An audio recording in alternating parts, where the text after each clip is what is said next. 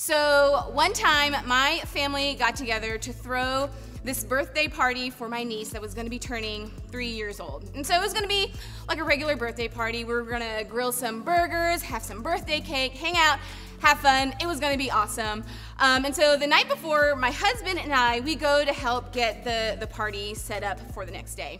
And so I'm not a cook. I think I've made that obvious before. I'm not a cook, but everyone else in my family is, and they had bought like this huge mound of like ground beef and had chopped up a ton of onions and had all these seasonings, and we were like mixing it all together, and we had to take like chunks of this mixed up stuff and mold it together into these beef patties, right? And so it takes quite some time, but teamwork makes the dream work, and we finally get it all done. We put it on this tray and stick it in the fridge to get it ready for tomorrow. Well, the next day rolls around and friends are coming, family are coming over, the party's getting started, we fire up the grill, and the burgers are amazing. Like, they were so good. I love a good cheeseburger, and so this one was hands down the best hamburger and cheeseburger I've ever had. But you know, after everyone had an opportunity to eat, you know, all that they could for lunch, the next thing to do was to eat the cake, right? And this cake looked amazing. Like, it was in the shape of an elephant that was sitting down on its bottom and it was holding balloons. It looked so cute, and I just could not wait to eat this cake, right? I mean, that's the best part of any kind of party, right? So we stick the candles in there, light them, sing the happy birthday song, give it to my niece blows out the candles, we take the cake back and we cut it up into these little pieces, right? And we hand it out to everyone, and I'm just so excited because I love cake. And so I dig my fork in and I take this bite, and it doesn't taste like cake. It doesn't taste like chocolate cake. It doesn't taste like vanilla cake. It tasted like onions.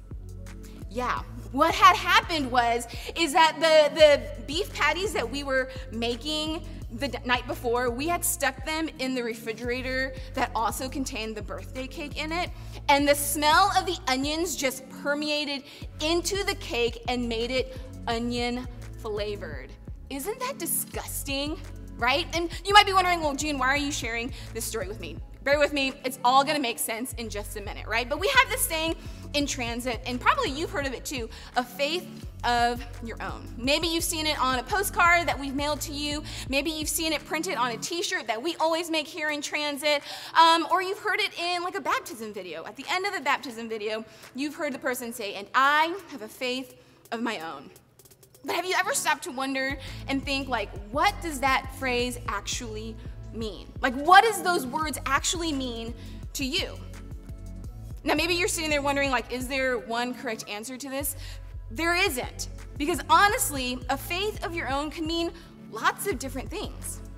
Now, for me, when I started to grow in my faith, when I started to develop a faith of my own, the thing that really helped me the most and is still continuing to help me grow in my faith were my friends. And friends are fun, and friends are amazing, and one of the fun things about friends is that you get to choose who you get to hang out with. You get to choose who your friends are. You get to choose who you surround yourself with and who you want to spend most of your time with together, right? But the thing is, the people you surround yourself with determine who you become. Just like the cake that we had in the fridge, it became like, and it tasted like an onion because it was surrounded by the scent of the onion, and it became an onion flavored cake. In Proverbs chapter 13, verse 20, it says, walk with the wise and become wise. Associate with fools and get in trouble. Well, now let's break this verse down real quick. The first part of this verse, it's a promise. It's a promise that says if you hang out with people who have wisdom and are wise and have good advice to give, you'll just kind of naturally become wise. You don't have to read about it. You don't have to take a class about it. You don't have to take a test to show that you have wisdom. You will just naturally become better at life because the wisdom of these people that you've surrounded yourself with will just naturally rub off on you. But the second part of this verse, it's a warning. Associate with fools and get in trouble. Now, a fool is someone who knows what's right and doesn't do anything about it. They know the difference between right and wrong, and they just don't care. The interesting thing is, it doesn't say that if you associate with fools that you become a fool. It says that if you associate with fools, you get in trouble. You find yourself in situations that you probably don't want to find yourself in. And it doesn't matter whether or not you're the person who's doing the thing that's wrong or you're the person that is making the unwise choice. You may not be doing anything, but just because of the people that you've surrounded yourself with, you'll find yourself in some trouble. So not only are the people that you surround yourself with gonna determine who you become, but they also influence the direction and the quality of your life. And you may be watching this video, and I actually have 2 questions for you.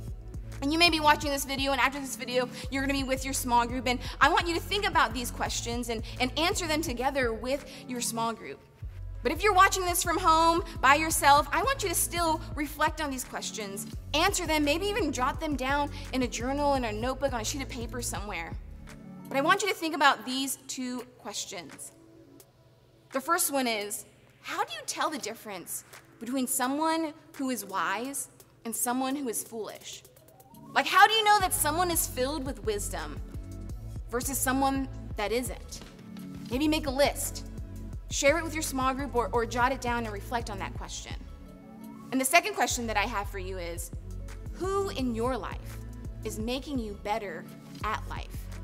Who in your life is making you better at life?